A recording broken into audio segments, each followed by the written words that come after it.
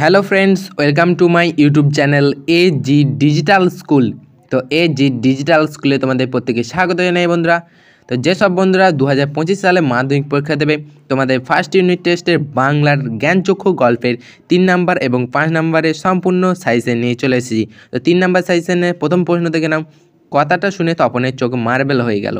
কোন কথা শুনে কেন তপনের চোখ মার্বেল হয়ে গেল? 2 নাম্বার প্রশ্ন বলছে, তপন বিহ্বল দৃষ্টিতে তাকায়। কখন তপনকে এভাবে দেখা যায় এবং তপনের বিহ্বলতার কারণ কি? তৃতীয় প্রশ্ন বলছে, বুকের রক্ত ছলকে ওঠে তপনের। কখন কেন তপনের এই অবস্থা হয়েছিল?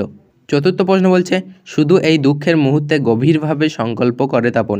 কোন দুঃখের মুহূর্তের কথা বলা হয়েছে? তপন গভীরভাবে কি সংকল্প করেছিল?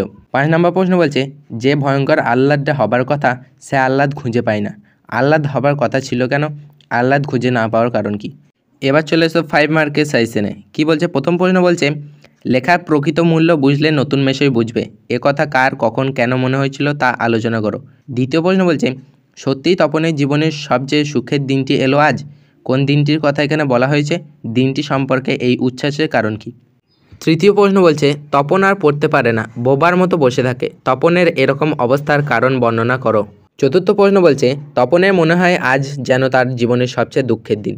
তপনের এই মনে হওয়ার কারণ গল্পের কাহিনী অবলম্বনে আলোচনা করো।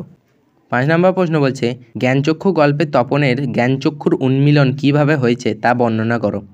তো বন্ধুরা, জ্ঞানচক্ষু গল্প থেকে 3 মার্কের 5টি প্রশ্ন এবং 5 মার্কের এই 5টি প্রশ্ন তোমরা যদি ভালো করে প্র্যাকটিস করো তাহলে দেখবে পরীক্ষায় এর মধ্যে থেকে প্রশ্ন তোমরা 100% কমন পেয়ে গেছো। তো বন্ধুরা, কমেন্ট করে জানাবে ভিডিওটি তোমাদের কেমন লেগেছে। ভিডিওটি ভালো লাগলে অবশ্যই একটা লাইক করো, আর চ্যানেলে নতুন হয়ে থাকলে চ্যানেলটিকে অবশ্যই সাবস্ক্রাইব করে রেখো। তোমাদের জন্য এরকম আরও অনেক অনেক ভিডিও অপেক্ষা করে আছে। তো সবশেষে বলি, ভালো থেকো, সুস্থ থেকো।